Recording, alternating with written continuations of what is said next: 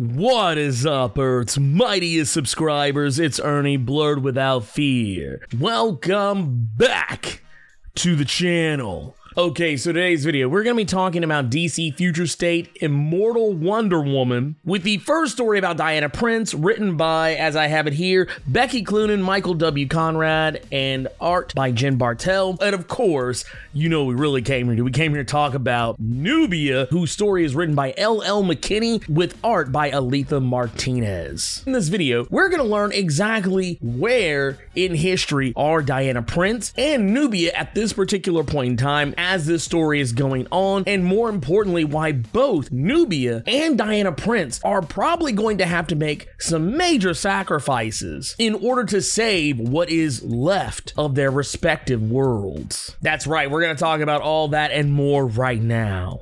But first, let's hit that intro. Word to wise, grass only greener when it's fertilized. Gave them truth in these songs, they prefer to lies. Destiny beautiful, adrift in her purple eyes. You can't see me, you Stevie, wondering how I reach more evolutions than Evie and make it look easy. Okay, so let's go ahead and get Diana Prince out of the way real quick, because this one's kind of easy to sum up. Basically, what we do know about this is that whatever is going on with Diana Prince, she is at the far-flung end of human history. A great war has happened, and humans have basically run the earth into the ground. They have basically just destroyed it with their constant warring and pollution and everything else for that matter. We know this because by the time we get to Diana in Themyscira, we learn that, yeah, it's not just Themyscira that they're hanging out in. The Amazons have inherited the earth because man no longer exists. Not only that, but Diana has been spending a great deal of time away from the Amazons because she has kind of been on this spree of collecting various and sundry different artifacts from her friends in the Justice League, because now, of course, she has her patented Wonder Woman bracers and the lasso of Hestia, aka the lasso of truth. We also know that she has a kryptonite ring, and she has just recently procured, as we pick up this book, Batman's utility belt after going into the Batcave and speaking with Bruce's ghost. Diana is preparing because something is coming, something is happening, and she wants to get what's left of the Amazons off of Earth to some new realm, and of course take Swamp Thing with her, because Alec Guinness is the green and he is the last part of it. He's all that's left of the green and he's dying, so they have to find a new world for him to thrive on, and the Amazons don't want to leave because they want to die fighting. Now this whole thing gets even crazier when we realize Darkseid is involved somehow, and he basically allows Apocalypse to be sacrificed. He just sits and watches as Orion and Barda are basically begging him to do something about it, and all he can do is simply sit there and muse over how he just witnessed the anti-life equation take over Apocalypse, that he knew that this was going to happen, that Apocalypse was not just a name. Apocalypse was never meant to last forever. And while he's out there flying through space, he encounters what I was kind of surprised to see, is that we see that Superman is still alive and gets the brakes beat off of him. I like the beard and everything, but man, he got the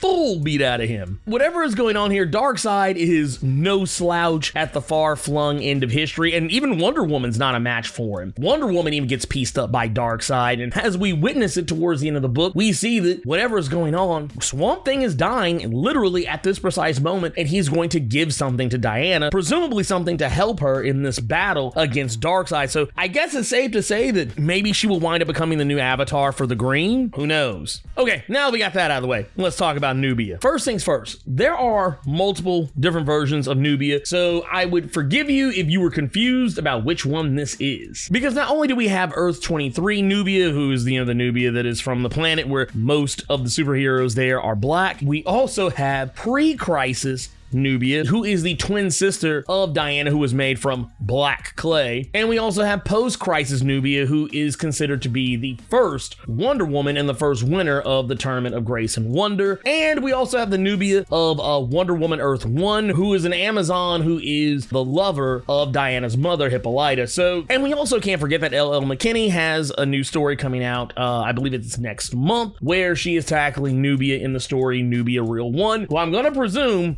is another completely different Nubia. However, this Nubia is going to be the original triple OG, original recipe Nubia, who was the twin sister made from black clay. There's multiple instances where it is kind of brought up. Even in the back of the book, they tell us that it is the twin sister, which makes this story even more interesting because for those of you who don't remember, the twin sister of Nubia was initially a bad guy, but was under the influence of the ever shady Ares. But, you know, that's all been washed under the rug, and Nubia never really factored in, at least pre-crisis Nubia never really factored into any of those other stories, even though she was hinted at and teased in, you know, multiple instances beyond that. But this is, for all intents and purposes, the original Nubia. Now, I had some questions about it at first because I do remember the original Nubia having that white streak in her hair, but I don't know how that is being addressed or if that will ever actually be addressed. But this Nubia exists in a time before Diana Prince is doing whatever it is she's doing at the end of time. You see, at this particular portion of the timeline, humanity is still very much in charge of things, but also the Amazons have abandoned Earth. Like, they've abandoned the world of men. Diana is not protecting them for whatever reason, and Nubia, who initially Nubia was always kind of the one who had no interest in the world of men, but in this particular instance, she's actually taking up the mantle of Wonder Woman yet again because she is going to do what Diana isn't. For whatever reason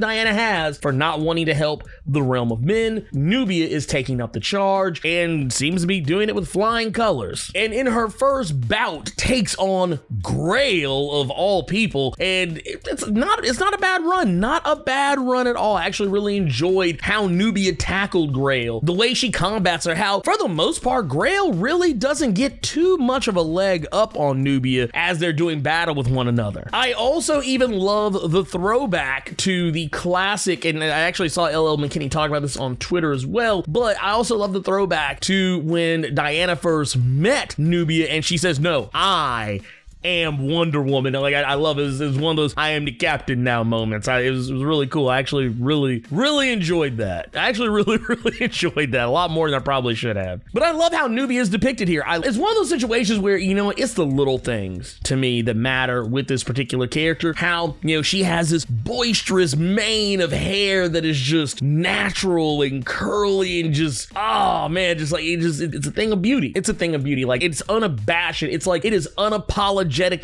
black hair, and I am here for it. I also like the costume that they put Nubia in. Like, it's not the traditional Wonder Woman costume. It kind of reminds me of back when, I think it was early 2000s, they tried to change Wonder Woman's costume, and they basically gave her the Rogue jacket from like 90s X-Men Rogue. They gave her like the jacket, and then she had like the kind of bustier top with like bled down into the tight pants. That's kind of what they're doing here with Nubia, minus the jacket. And it immediately made me go, dude, they just would have took the jacket off of Wonder Woman. It would have been just fine. But I like it. You know, she's wearing a modest costume. She isn't revealing a whole heap of a lot because, I mean, honestly, let's go ahead and just, ain't nobody ready for that cake. Ain't nobody ready for that Nubia cake just yet. But one of the reasons why Nubia and Grail are actually coming to blows is that Grail is trying to steal an artifact that, unbeknownst to Nubia, has great and terrible, powerful properties to it. It's something that when Nubia interacts with this artifact, she's actually rendered unconscious by a vision that she sees that shows her all of these different things that she's never personally witnessed before. She sees battles that she's never been a part of, and probably what is even more intimidating to her about this is that she sees a group of women who are infusing power into the artifact that she literally just touched. More importantly, she sees a very familiar face, and it is the face of her aunt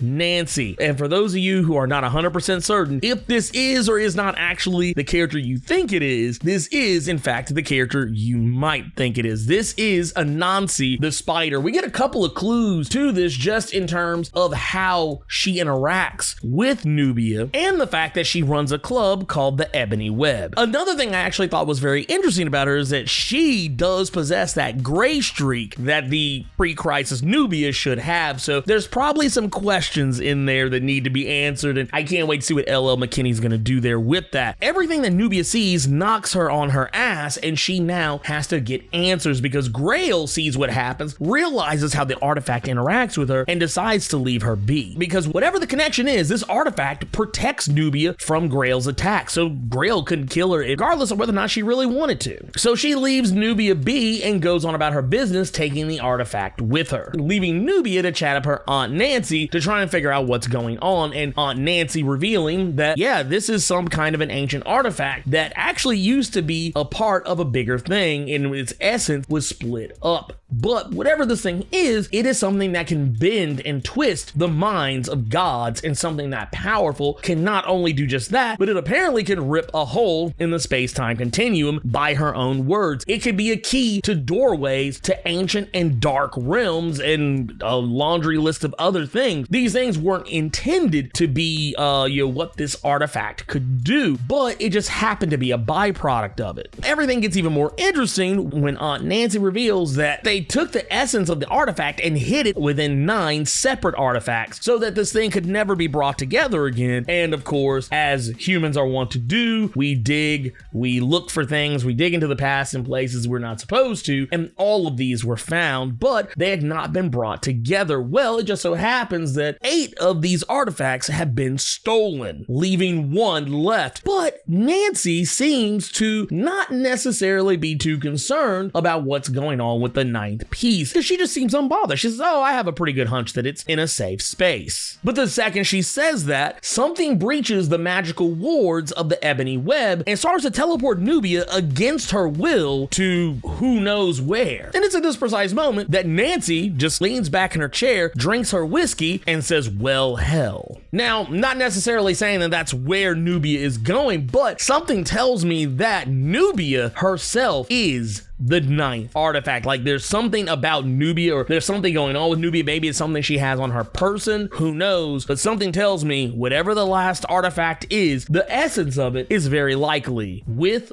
or in Nubia. That said, I enjoyed this comic. Yeah, the Immortal Wonder Woman, the Diana Prince part, I thought was really cool. It was nice seeing little nods to what's going on in the world, and I even like the fact that they even kind of showed us, when they showed us the whole Batcave thing, we saw the costume for Robin wasn't the Dick Grayson version of it. It looked like the Carrie Kelly version of the costume, if that makes any sense. But I like the bits with Darkseid. I like, some of that stuff. But honestly, I came here for the Nubia story first and foremost, and that's what honestly held my attention the best. Not to say the other story wasn't good. It was actually very entertaining. But the whole time I was like, man, let me get to that Nubia. It was really good. I like the way the Nubia is presented. For what little bit we've seen of pre-crisis Nubia in the past, I like that she does still have some of those hallmarks of the character. I like that LL McKinney is writing her in such a way that, she has some sauce, she has some sass on her, but at the same time, she's still kind of reserved, which is kind of how post-crisis Nubia is. So we're kind of getting a good mix of pre and post-crisis Nubia. I love what Aletha Martinez has done with Nubia's design and her look. Everything there is fantastic. I like the relationship between Nubia and Aunt Nancy, aka Nancy the Spider, whatever. I like how they talk to one another. I like how they treat one another. I like the idea that there is something deeper going on there. And I want to know more of what's up with Aunt Nancy, because it just seems like there's more to the story than what we're initially being told. And I feel like a lot of it does have roots in pre-crisis Nubia that, we need to take a look at and will